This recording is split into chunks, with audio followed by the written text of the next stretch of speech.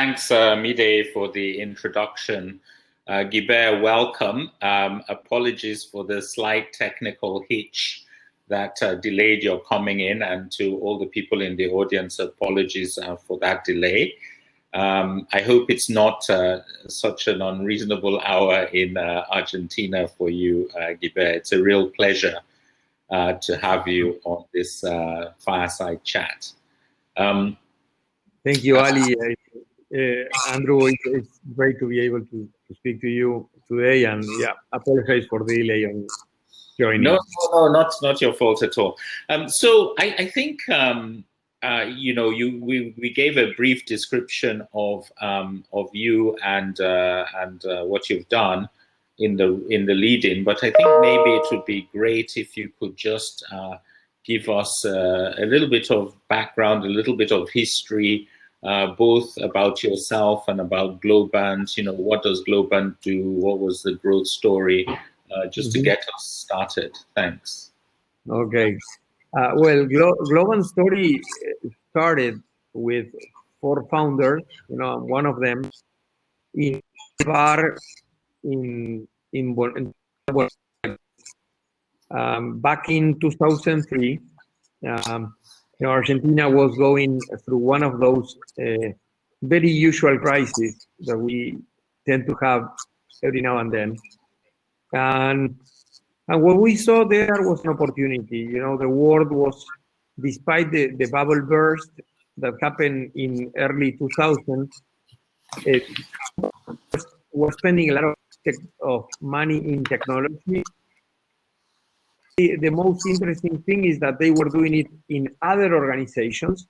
So there was a trend toward outsourcing, but then there was another trend towards offshoring. That means that not only you know, the vast majority of companies who were developing the technology, they were doing it somewhere else. And at that point, we saw no clear companies in the whole LATAM that were focusing on the most demanding markets, which are the US, the UK, and Japan, who account for 90% of the total spending on IT. Of that, just the US and the UK account for 75%. So that meant for us that there was a huge opportunity. Our country was breaking apart. Many people leaving the country, and we saw an opportunity to play from a region that wasn't known because of the technology, but we knew that we were having a great opportunity because we have a lot of talent, as I'm sure you have in Africa. And the thing is, we decided to make a connection. We decided to be on the business of exporting software and importing opportunities in exchange. So I remember at that, I have some echo, Andrew, perhaps you should mute on. Thanks. I was, you know, one thing that we decided there in that bar, we were having just $5,000 from our own savings and the blessing of the bartender, as I like to call it. And there, we decided that we were going to put the flag of the Latin America in the technology sector. We started very early, you know, trying to do essentially whatever our customers were going to ask us. But what we found was surprising, was the thing that they were asking over and over to create technology that would connect emotionally with consumers. So we focus on creating extremely appealing software for millions of consumers, something that today we use on our mobile phones, but at that time, that wasn't, you know, we're using technology to lower cost, to optimize performance. So we started that way. Back in 2006, we became the first company that Google trusted and to develop outside the Googleplex. And that, as you can imagine, was a big bang for us. And And by 2007, we were already been working with many leading players like Yahoo, LinkedIn, Electronic Arts, and many others. Fast forward, many years. We started back at that age. We started around 2005. We became an Endeavor entrepreneur, and since then we've been, trying to grow our dream. I remember on that bar that we said, okay, we are gonna, the youngest multinational of Argentinian origin is already 50 years old. That meant that pretty much every other company that started, either it was acquired or it disappeared. So we decided to change that. A few months ago, that we surpassed in valuation that company that served us as a lighthouse. So becoming today the second most valuable company in our country, founded in our country. So it was a very long process, but we were ready for that. We thought really big on this is going to be a journey that will matter, and we will try to transform as much as possible from our business. Despite the fact that Argentina, I believe it shares many things with Nigeria in terms of, that the landscape doesn't look perfect to actually start a business. I think, thank you. That's an interesting story, and there are many nuggets that I can take out. By the way, I looked at your company earlier today, and your market cap is about $7.3 billion, and I think the share price is down about 1% today. So maybe, hopefully, this talk will help to bump it up a little bit. But I think the last point you made is something that we should maybe touch upon right now, which is around starting a business in an adverse economic environment. As you mentioned, Argentina is infamous for having financial crises. And I actually used to work in Argentina myself in a previous job in the late 90s, early 2000s. And so have observed it quite closely.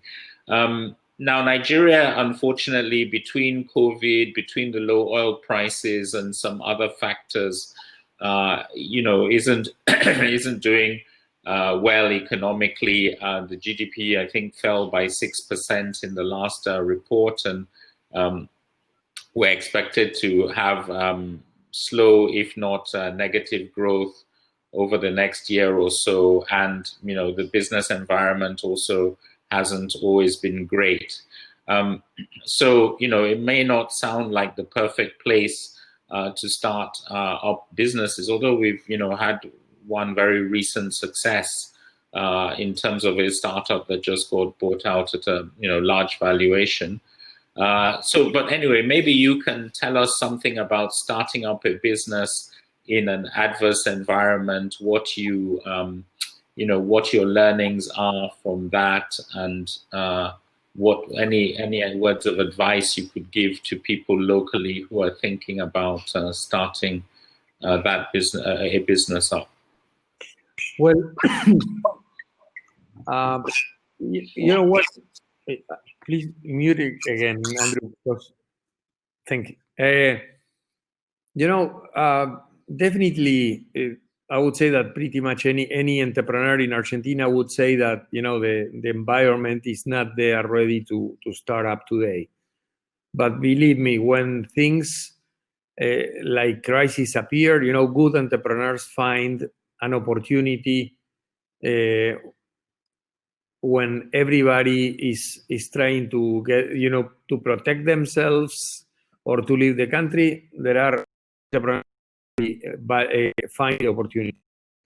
I believe there is an important thing that that we have learned is that you can start a business by focusing on creating,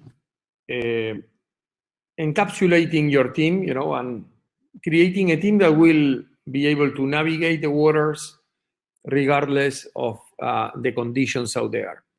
For that, I would say that it should start with the vision of building something into a long term. I believe that working in the long term has played into our favor. Having founders who are different but very complementary are key, and sharing certain values like the ability to make sure that this is going to be a history that we will write and that will be transformative and that will make sense to our lives. So I believe that collectively we are always dreaming big.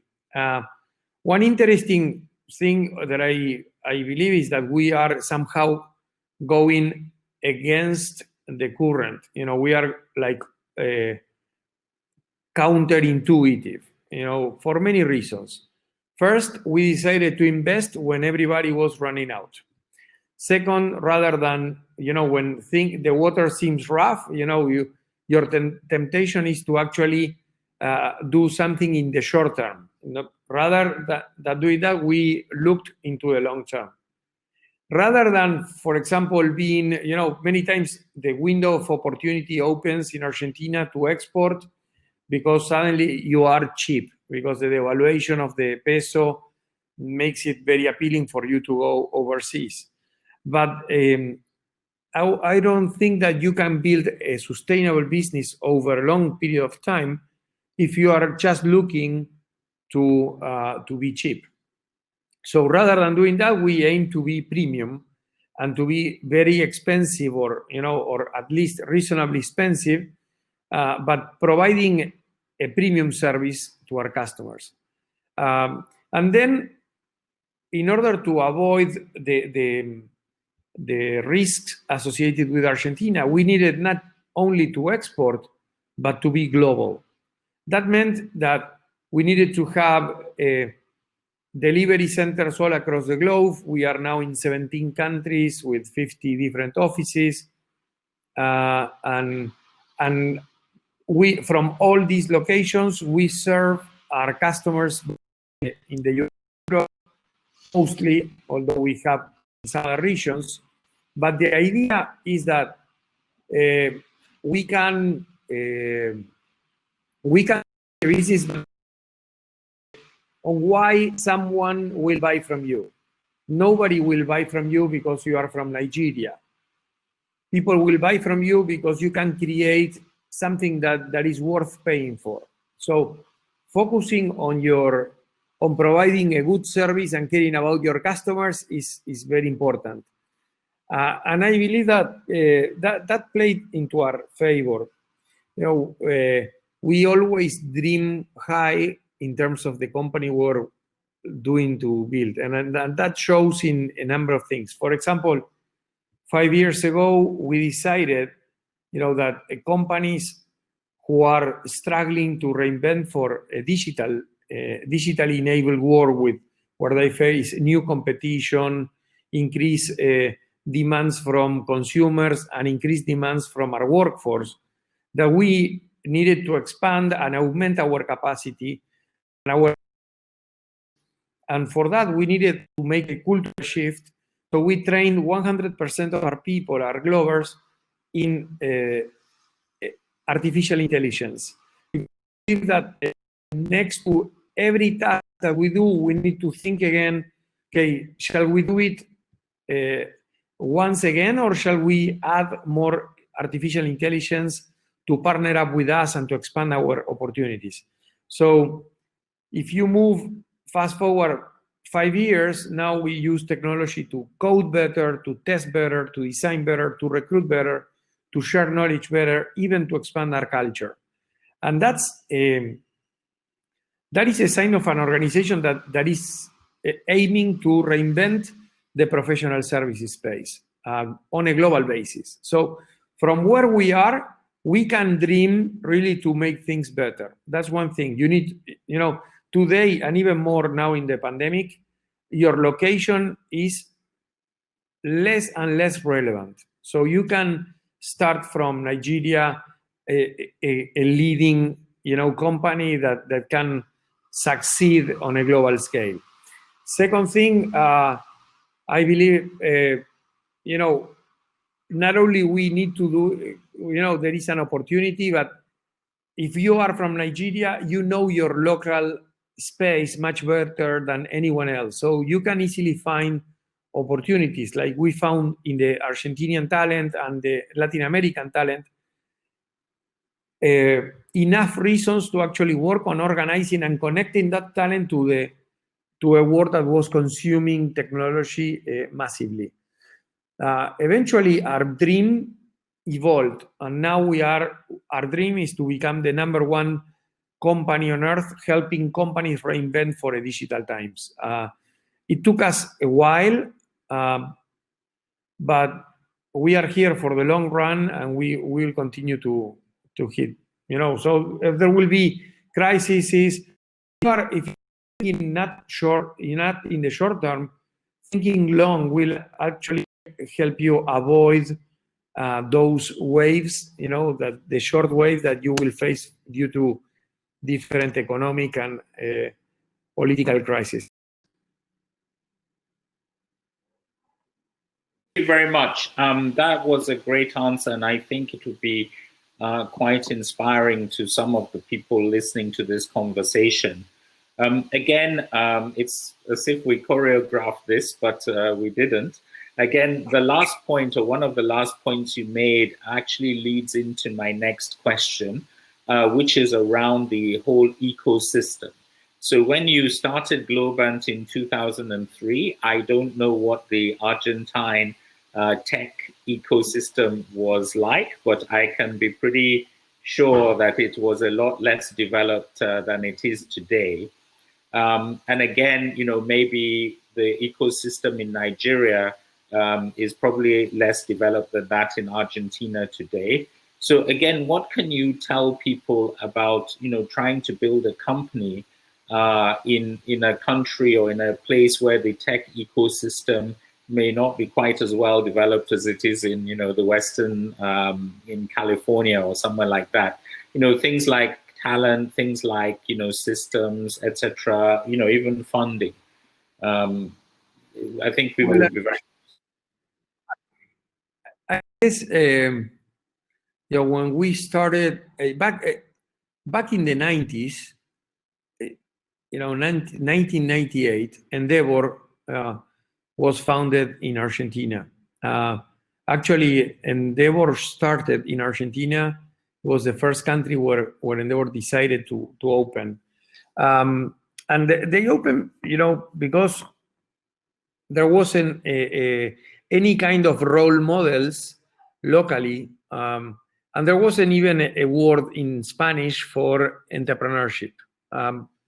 So every time that I remember during those days, anyone who dreamed of being an entrepreneur would suddenly grab a book about the, Steve Jobs or Bill Gates or the McDonald's case, and there are, but we were importing role models. One interesting thing that happened during that day was there was a lot of investment in internet connectivity that was used.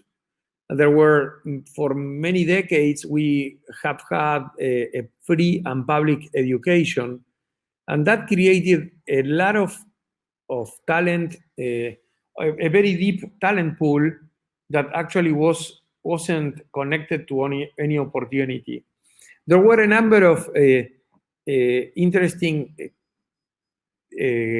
internet companies, particularly there was one called Patagon that started in the dot-com days, but suddenly they were acquired. It was a big eye-opener for many entrepreneurs that actually said, hey, we need to, there is an opportunity on starting your own company. So there was a lot of movement in terms of the IT sector. But there were no cases at that time that actually could rival, the incumbents, the large companies and an old way of doing business in the country. So I would say that during the last 15 years or 20 years, there has been a number of cases of companies that grew from zero to being on the top of the largest companies, but they did it extremely fast. And they did it by not only in isolation, but they did it as part of an ecosystem. So interestingly, I like to say that Endeavor acted as a catalyst here. Endeavor is what the phone booth is to Clark Kent. You know, when you enter through Endeavor, it's like they put you on a superhero suit. You know, trying to say, hey, now you need to act as a role model. You are important to this community, and that, believe me, having that responsibility shapes who you are. So Endeavor is a network where you rub shoulders with people who are dreaming high, but you know they want to create great businesses and going international and adding competitiveness to their businesses and therefore to their local markets. But I would say that most importantly is that these people have realized, all these entrepreneurs have realized the massive weapon of the weapon of massive impact that they have in their companies. And by realizing these externalities, suddenly you enter into a virtuous cycle that makes your company better and better. So I remember from the very early days, by becoming an Endeavor entrepreneur, which wasn't easy because we actually had to go twice to the selection panel accepted. I remember that they were putting us into the stage to tell our story as I'm doing it today. And when you do that, you start reflecting on, hey, what have I done to actually, because I need to tell all these people, I want to share with them, you know, as I'm sharing with you, okay, how did we do it? You know, because there is a huge impact that you can create by not only by creating social and economical development, but also to become an inspirational leader, you know, who can provoke others to do the same. So many times during the year, we step in front of a lot of people, open up our shirt, and we tell in, you know, open-hearted how we did it, trying to reflect a lot about how, you know, all these lessons. And as you are expressing that, you suddenly impact on other people who at one point will come to you and say, hey, you changed my life in this or that, you know, and that's definitely becomes an important fuel for us to actually continue pushing harder. So at the time that we started, there wasn't a strong ecosystem, but today is a blooming ecosystem. And there are many different cases of companies where we have a lot of different ties. We inspire one another, we recruit one another, we serve on the boards, we invest on one another. We are friends, sharing a vision that we can have a bright future for Argentina. And that's why I like to say that we collectively are co-founders of something more important, which is the future of our kids. So it seems like companies serve one purpose, which is their stakeholders and particularly their shareholders. That's far from being truth. Companies serve the community as a whole, and there is a lot of value to be gathered from the collective work of different companies together. So I believe that Endeavor is like the network where we can really create that. And it's that if you look 20 years after Endeavor has been founded, there are a number of unicorns in Argentina. I don't like the term unicorn per se, but I believe that in order to create a company of that size, there is we need to celebrate the effort that goes into the making. I remember a few years ago, I asked a member of my team, please let me know how many man years have been put into the work of creating Globant from the day that we founded it to the day in which we surpassed that 1 billion market cap. And there was essentially something like 13,500 years, which, you know, we typically simplify as being the entrepreneur who's pushing it. That's far from being truth. You know, there is a lot of team building associated. And if we have to be one person making the entire company, then the one who made Globant would have been the first a man to set foot in America during the ice era, you know, the glaciations. So, you know, 13,500 years put in just 13 years. That was a lot of work, and that's what we need to celebrate. Great. So if I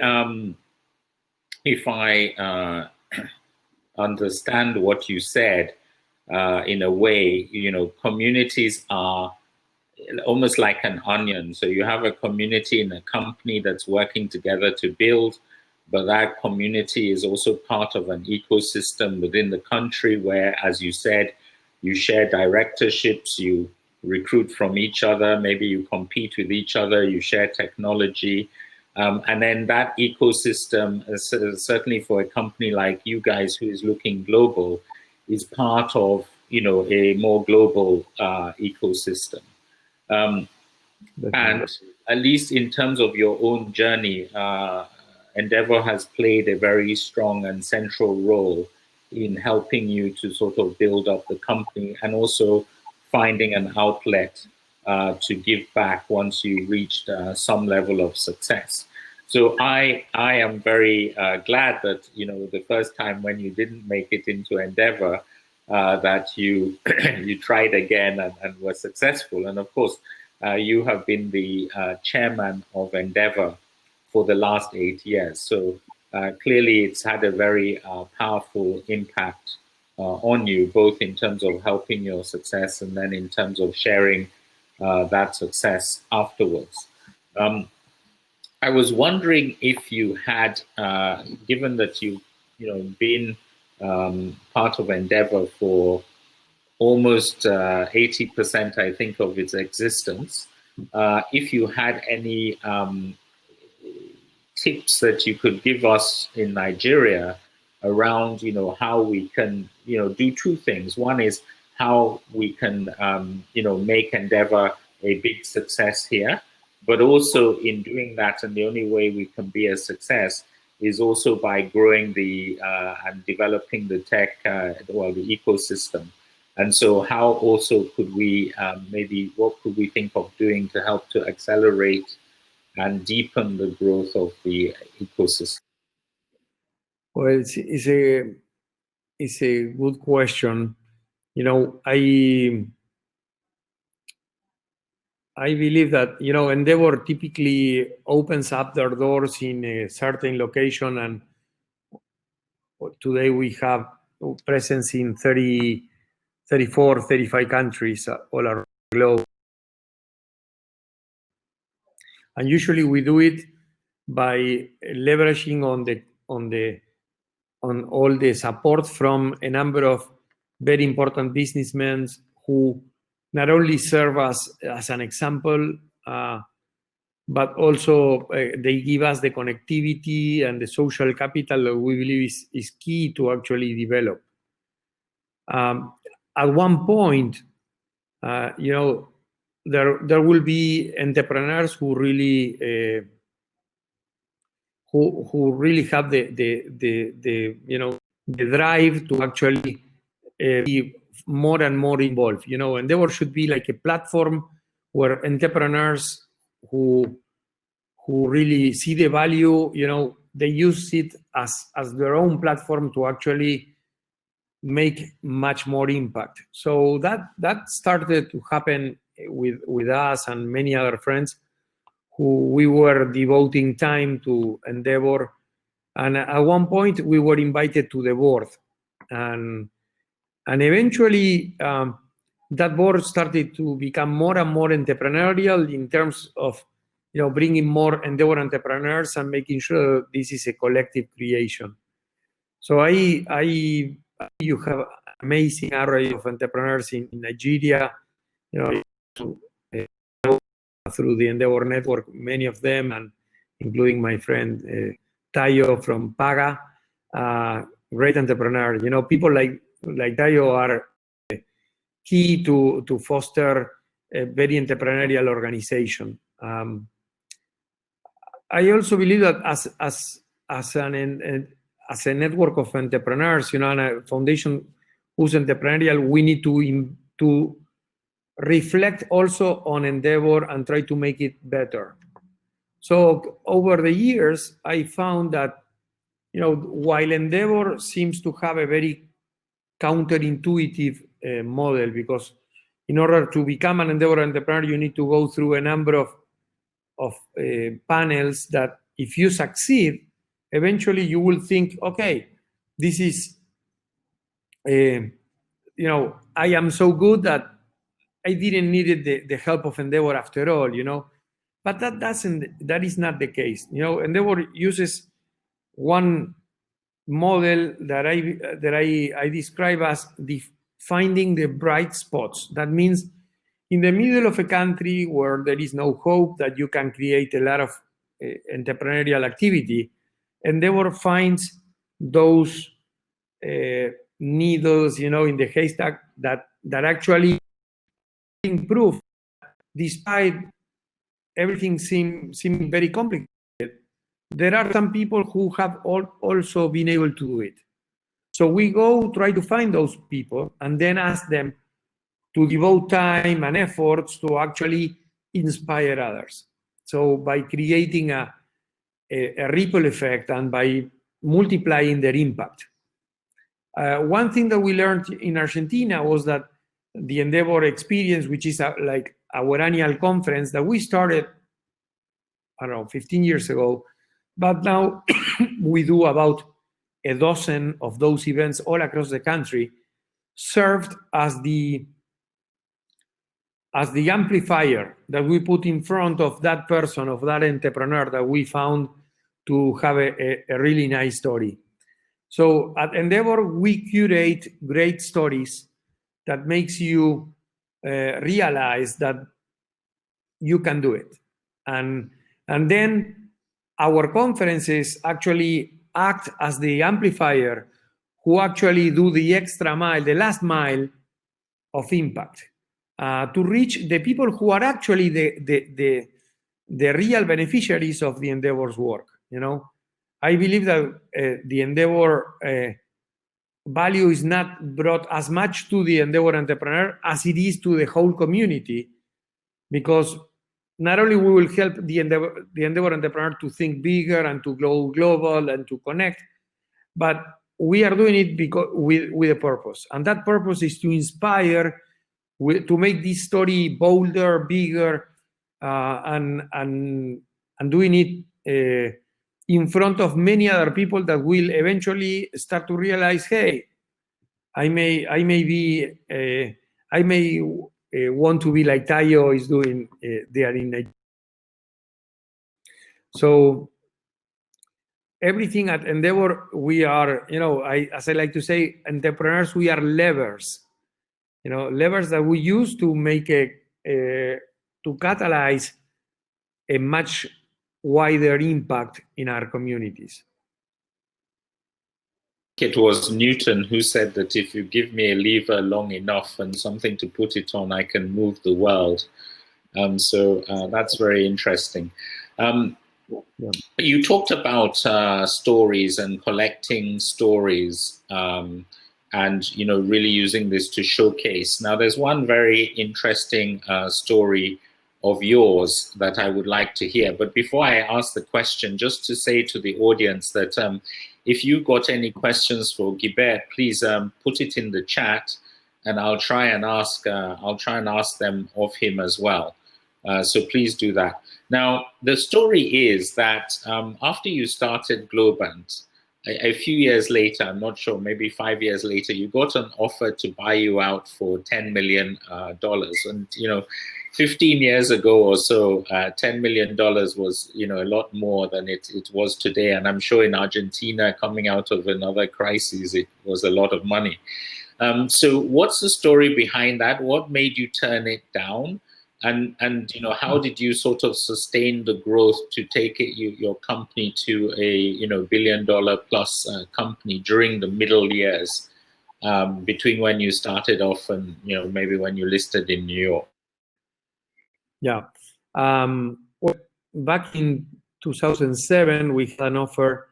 It was to sell the company. It was more than 10 million, but I believe that once you start a company and usually you come from nothing, you don't have any kind of money in the bank, and suddenly you receive an offer, the temptation is, what you have it there is, okay, let's grab it and move into something else. So many entrepreneurial stories end up before they should. I remember at that time we had an Endeavor event in Miami, and during there was a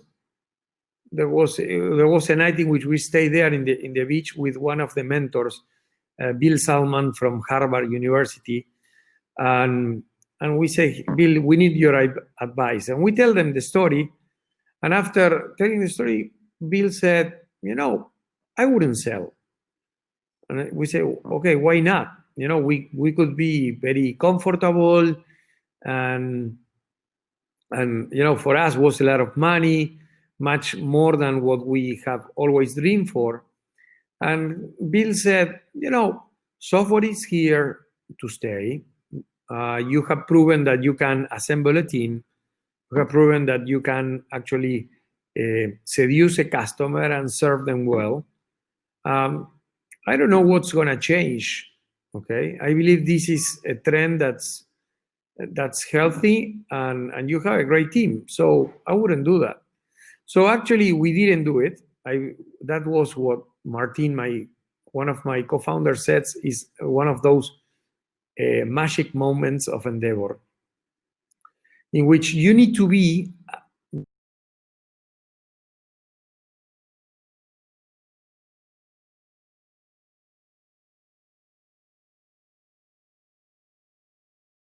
the story and can make it or break it. And so we didn't took that. We took an investment.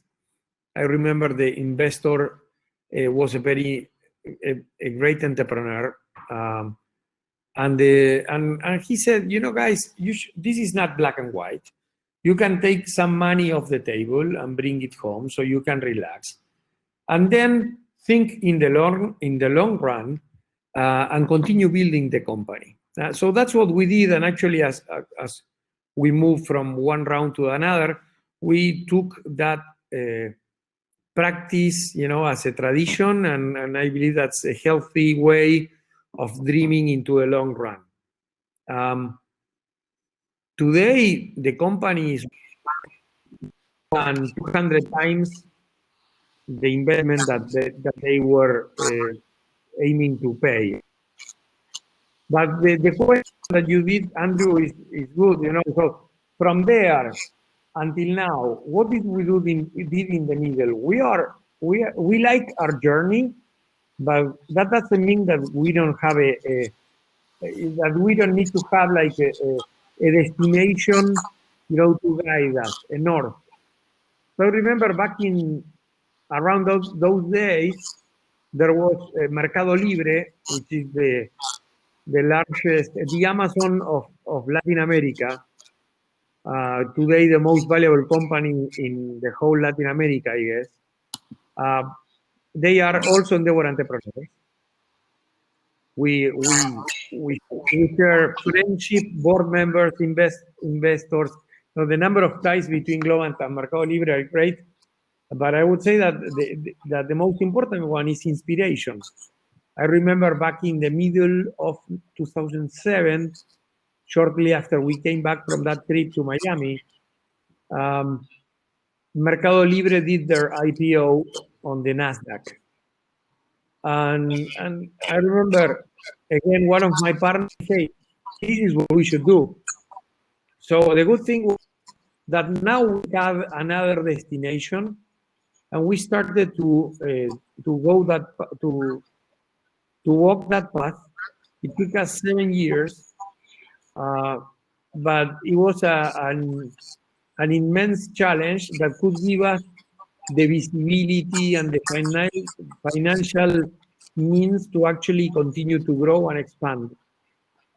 So I believe that creating opportunities for your company are key. Thinking on what you're going to be needing to fulfill and propel these ever-evolving dreams is key. So I believe that the IPO served as that. As you know, and since then we've been very happy with what we did. So we continue to dream very, very big, and you know, overall, I believe it's a very rewarding experience. You know, building a massive organization, but also building up yourself. You know, as someone who can be more relevant. I believe that collectively we are crafting the new generation of businessmen in the country, and one that in which these people, you know, all these entrepreneurs, they share certain values and trust that makes it very invaluable for the future of our country. Great, thank you. So we have one question from someone in the audience, Akin Soya. He asks, what excites you about the future and technology, the future of innovation and technology, sorry. What growing or emerging sectors capture your imagination? Well, definitely this year has been one in which we have finally partnered up with technology. You know, the fact that I'm here with you guys without having to travel to Nigeria is a living proof of that. And I guess that this is the year in which we are finally realizing the impact that technology can have on us to be more human. So we are working on, we've been working for quite a long time on building a social operating system for an organization of the future, in which it expands our ability to connect to more people and to connect them better. I believe that organizations today are struggling a lot to reinvent for these digital times. Now the pandemic has digitalized them overnight, and has demonstrated that we were ready to collaborate. But while we are all in isolation or separated, at least physically, there are a number of things that we miss, you know, like having the ability to see each other's eyes, or to listen to what people were telling on the office. Suddenly, these senses allowed us to actually be in sync as a team. I believe that those things should also be, you know, that AI can help us overcome those barriers, you know, that the physical separation has imposed on us. The other thing that I'm very excited about is that some of the things that we miss from those days at the office are mentors. So, you know, we don't have anyone to turn around and ask them for help. So now we are building AI that help us code better, you know. So you can, at Globant, you can program on, by, you know, you can indicate your intent, and the system will automatically gather certain knowledge and code, and put it in front of you. So we are working a lot on the society between AI and humans to expand our humanity, and I guess that's really an area of interest. And regarding industries, I believe that education definitely is gonna have a massive reshape during this very peculiar time. Thank you very much. Good answer. So we're coming to the end of this session. I'm going to ask you, since we don't seem to have any more questions from the audience, I'm going to ask you one last question, and then I'm going to wrap up by asking you, to tell us, what book you're reading, or if there's a book or something that you would recommend that people read. So just to prepare your mind for that. But the question I want to ask you now is, what role and how have you interacted, if at all, with the government in Argentina in terms of, and maybe in other countries, in terms of building your company? What we find here is that for various reasons, the government is very much involved in the economy, whether it's in the regulatory phase or in providing financing or in other ways. And I just wondered if there was a parallel with what you see in Latin America and how you've been able to handle it. Well, that's one thing that we ask ourselves.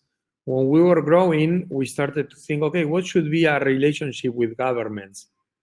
And the conclusion to which we came from is we are building our country through our company.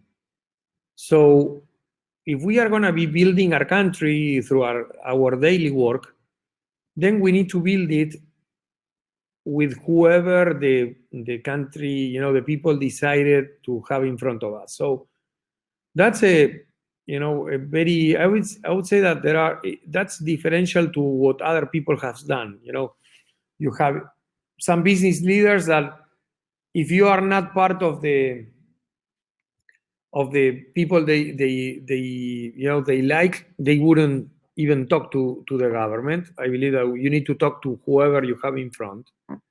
But then there are others who make business with the governments, which is something that we don't like at all. So we are, I believe that, the business we are in, shifting to a knowledge economy is a massive transformation for our country. Argentina comes from an agro-industrial complex, and now in less than 20 years, it has shifted massively to a knowledge economy. So as a result of that, many things are being rewritten. The rules of work, taxes, globality, competition, education. There are huge aspects in which you need to understand the world you are living in. And I guess that working together with the governments is key in order for them to understand what's happening out there. We have far more knowledge on our company because of the exposure to countries, to understand that there are a number of countries who also have the power their heads, and that knowledge is virtual, and it flows across borders without any limitation. So there are many things from the past that not necessarily translate and can continue to live in our future. So having an active dialogue is key in order to create an environment where our entrepreneurs can thrive.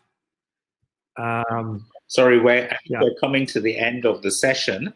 So let me just wrap up by the question that I asked. And before I I do that, I want to thank you very much for this insight. I think I certainly have learned a lot about starting a business in a bad environment, growing a company, growing an ecosystem, the value that you've gotten from Endeavor and what you've put into Endeavor. And I hope a lot of people listening have also learned lessons. So my final question was around, what book or article or anything are you reading, or would you recommend to people listening today to read? Thank you.